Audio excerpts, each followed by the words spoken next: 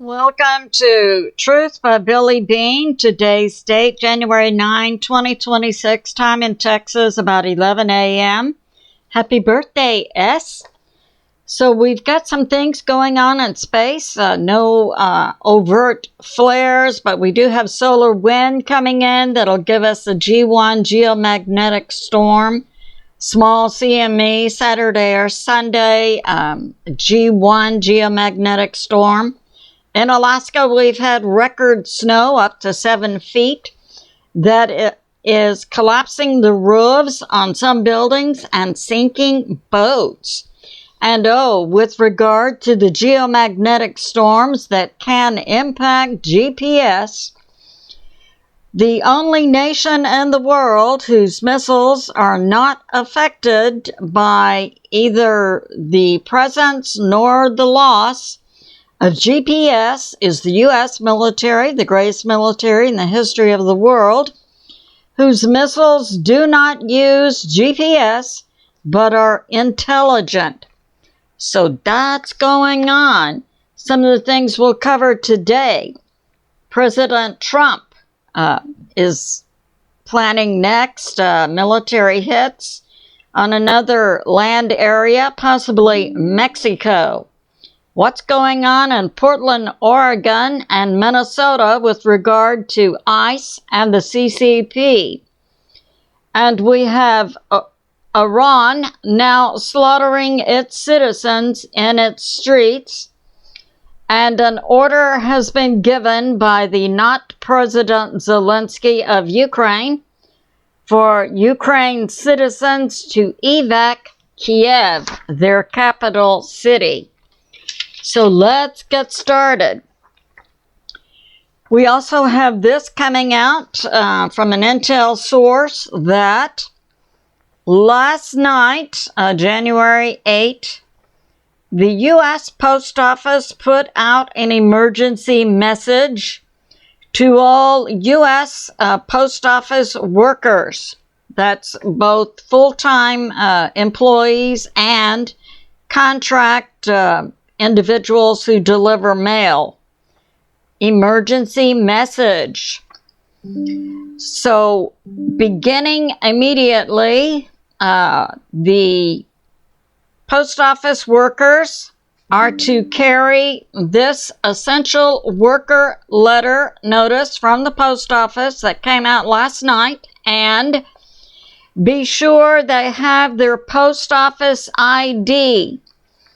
In the event that there are nationwide travel restrictions inside the U.S., so that essential Post Office workers can continue to deliver mail, they need the essential worker letter and their ID to show to law enforcement should they be stopped when, according to the Post Office, there is a nationwide lockdown in the U.S. So what does the Post Office know that the average American citizen does not yet know? Is war coming to our shore? We have this. So we've seen the shooting in Minnesota a couple of days ago that involved ICE. We've had a second shooting in Portland, Oregon, also involving ICE. In Minnesota, there was a paid protester who appeared to weaponize her vehicle against ICE agents, and the female ICE agent who shot dead the CCP paid protester had a few months ago been involved in an incident where a car was weaponized and she had been drugged along the street and had to spend considerable time in the hospital. So that's going on. Now, this second shooting in Portland, Oregon, we had ICE agents engaged in a vehicle-to-vehicle stopping of traffic and asking individuals for their ID in an attempt to locate Venezuela gang Trinidad Aragua shooters who had been involved in a shooting earlier in the day. They came across the two individuals, a male and female. The male driver then tried to run over the ICE agents with his vehicle. The ICE agents turned their guns on these two individuals, wounding the male in the leg and also shooting the female. These two individuals are currently somewhere in Portland, Oregon, and the Portland police say that they don't have details of the shooting. We now have ICE agents and the FBI searching for these two Trinidad Aragua members who were involved in a shooting previously in the day. We don't have details about the earlier shooting. So this nonsense in Minnesota and Oregon that ICE is against American citizens couldn't be further from the truth, but is being pushed by the commie Dem government of Minnesota and Oregon. So that's going on. We have this from Pastor Paul Begley and Mike from around the world last night. We had intel that we had Army Delta forces on the ground in Iran last night. Is it possible that Army Delta forces are going to snatch up Ayatollah as they did Maduro? And I would like to put this forth, an observation by another journalist. We've been seeing Russia engaged in war in Ukraine for 4 years, and they still haven't gotten the not President Zelensky. But we saw the U.S. military on the ground in Venezuela, and in 2 hours they had snatched up Maduro. An example of the U.S. military, the greatest military in the history of the world. Now we're hearing Army Delta forces are on the ground in Iran. And that for the last 36 hours, that would be yesterday and half of the day before, the Iranian Revolutionary Guard and their families have been flying to France. That leaves the regular Iranian military on the ground in Iran. And they have been given orders by the Ayatollah to slaughter Iranian citizens who are in the streets protesting the government. And we have this. Yes, also coming from Mike from around the world and other sources, that the U.S. military today, January 9, will be going into another foreign nation. Now we have some candidates: Mexico, Iran, Cuba, Greenland. So we'll see. Maybe it will be several foreign nations. And we have this in Iran, coming from the intel by Hal Turner. There are massive slaughterings of Iranian citizens going on in the Iranian city Karaj, K-A-R-A-J. Bodies are in the streets. There is a blackout across Iran of cell phones, land phones, internet, and in many areas, the electricity. There are currently protests by Iranian citizens going on in all 31 provinces. And we have yesterday, Iran closed most of the airspace, NOTAM, over Iran.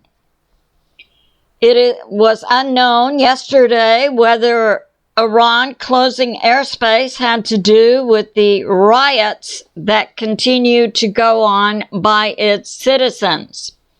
Or was it related to a possible Iranian military preemptive strike on Israel? And Iran has also said when they hit Israel, they will also hit U.S. military bases located in the Middle East.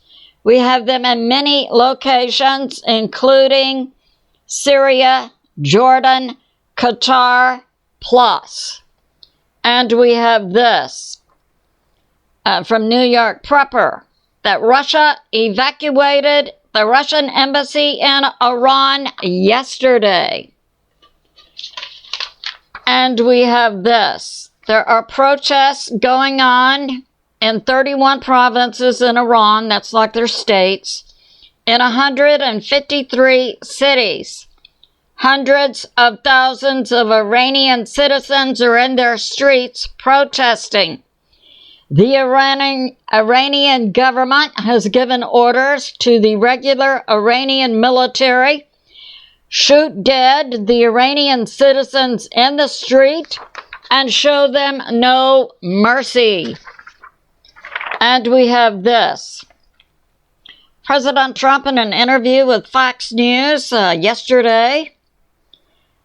The U.S. action in the Caribbean against Venezuela has cut down the influx of drugs into the U.S. by water by 97%.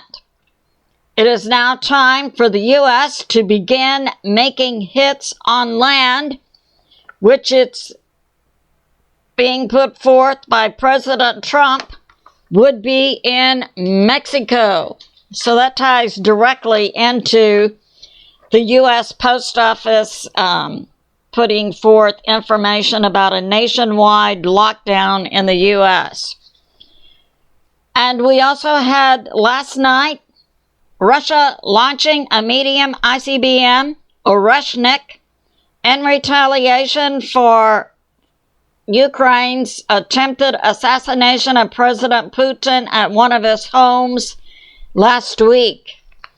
The Oreshnik hit in Lviv, which is right on the border of Ukraine and Poland. It took out resources in Lviv, Kiev, and other adjacent cities. In Kiev, they have no electricity, no water, no natural gas, no heat. And then today, the mayor of Kiev told the Ukrainian citizens to evac from Kiev because there's no electricity, water, heat, natural gas. So that's going on. And we have this from Just In News. We've been seeing protests, anti-ICE protests, we believe, and I've put forth, funded by the CCP via Soros, is MoveOn.org. We have another organization through a CCP foreign agent, Neville Singham, who's a Chinese tech billionaire, who is funneling money from the CCP into the U.S. via a U.S. organization, People's Forum, to bring about anti-U.S. government riots, as we're seeing in Minnesota and Oregon and other Los Angeles and other places. Anti-ICE protest.